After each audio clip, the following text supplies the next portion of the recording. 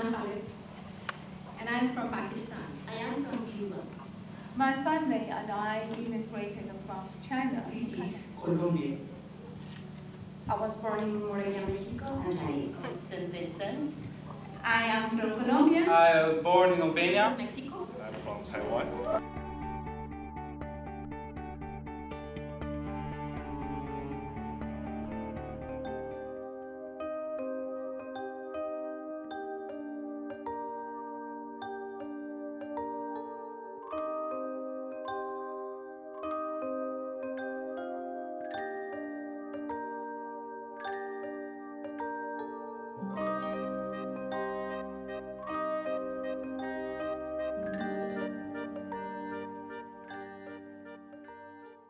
My name is Andre.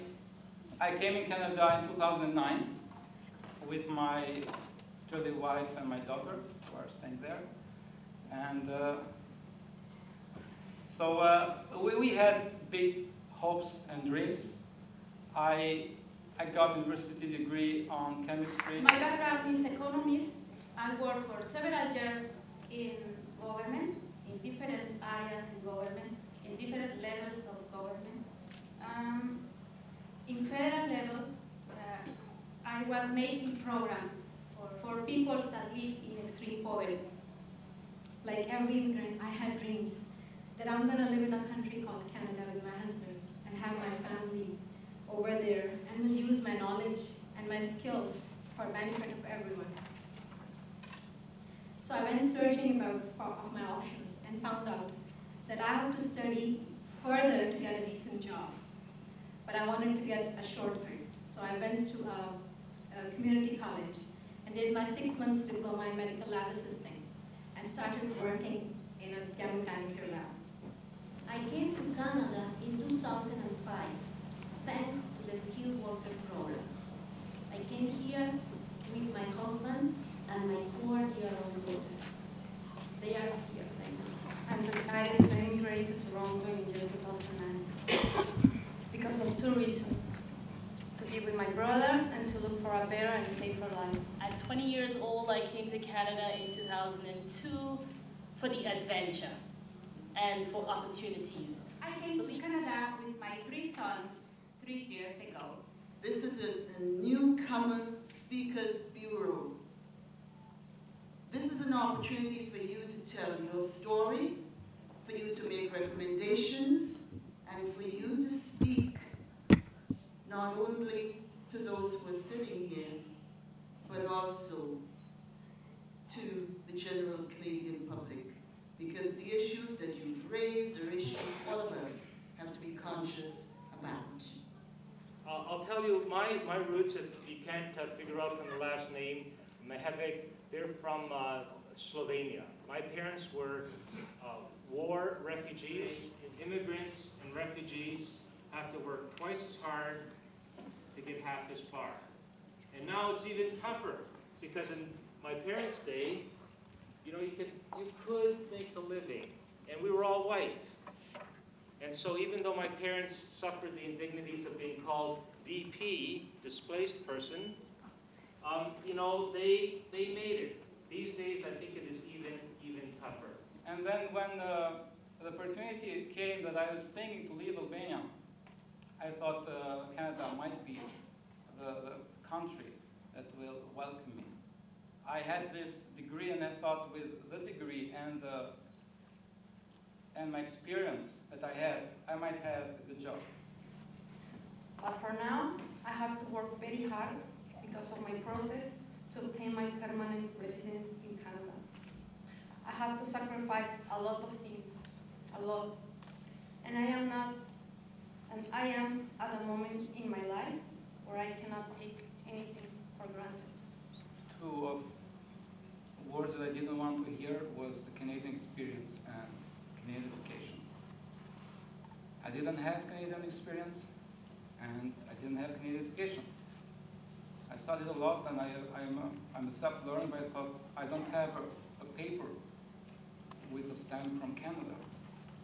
And in the beginning I said, no, I don't want to go that direction, because everybody's saying, you know, You start as a driver, you start as a construction worker, everybody's going the same road.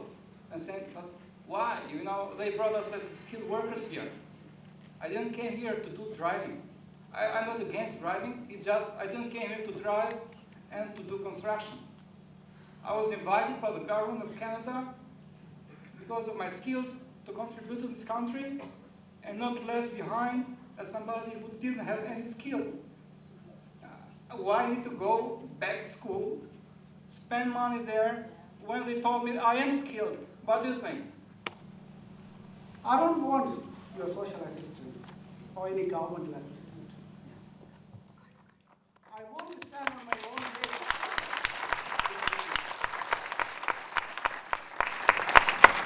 I want to stand on my own leg with dignity. I want to contribute for the development of this beautiful city, this region, and this country. So I beg you, give me a chance to prove my skills, to use my knowledge and experience. Or go to dine at any restaurant. Because right now, we are fighting against poverty. I always ask myself, this is the kind of life that I like to live? Of course not. One of my worst experience, one of the many, but just one, was when I was trying to find a job and I was told that there was no place for my kind. And up to this moment, I'm still trying to figure out what is their kind. Certainly, it's not an intelligent, passionate, spirited young woman. I fought very hard, 7 long years to gain my status here. That was a battle all within itself. I have a family. To give voice, to have us understand your journey and that Canadian experience that somehow we have to demystify. Almost a life-altering experience. Hearing their stories, their struggles, really brought home to me about how we as Canadians really need to change things around immigration and refugee issues. So tonight we get to see the results of the work over the last 3 months, getting to see people actually talk about their stories and how passionate those stories are, and the courage it takes to tell those stories is something that we all need to hear.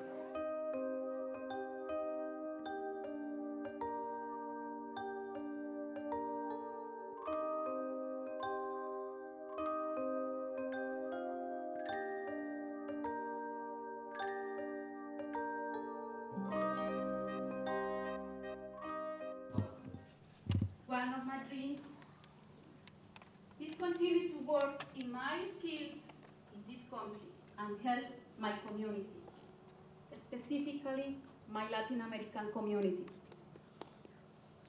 My dream is see my daughter happy. So here I am.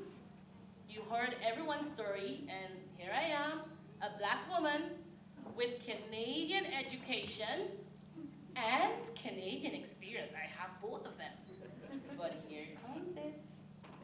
I still fall short because I don't meet the 3 to 5 years qualification Canadian experience. So I have the experience, but not sufficient experience, and I have the education, so I am jobless, I presume. Just how hard people have to work, how hard the struggle is, just to get a semblance of a good life here. It just, it's heartbreaking sometimes, it's heartbreaking. On the other hand, their courage and their fortitude and their energy and their drive, it's just astonishing. Give us a periodical training chances so that it will give us a confidence and experience to us. In the end, I say that I start volunteering with a very nice organization that trusted me, Parkdale Activity Recreation Center. And last week I started working with them. It's the daily struggle that people have to go through. It's, hearing the stories of having to work so hard just so that your family can survive, when you have a degree or you have the qualifications to do and earn so much more if given the opportunity. Hearing those daily struggles that people go through, hearing from single mothers who are supporting children who aren't getting the opportunities that they deserve is really the issues that we need to address. Getting the stories down, telling the stories, learning how those stories connect with one another, I think builds human community, and it will build a better Toronto.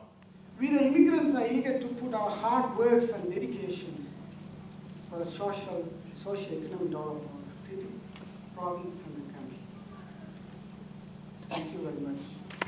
At the New Life Center and Voices from the Street, we believe that political debate must include diverse voices, and political decisions must be informed by the lived experience of those too long excluded from spaces like this one.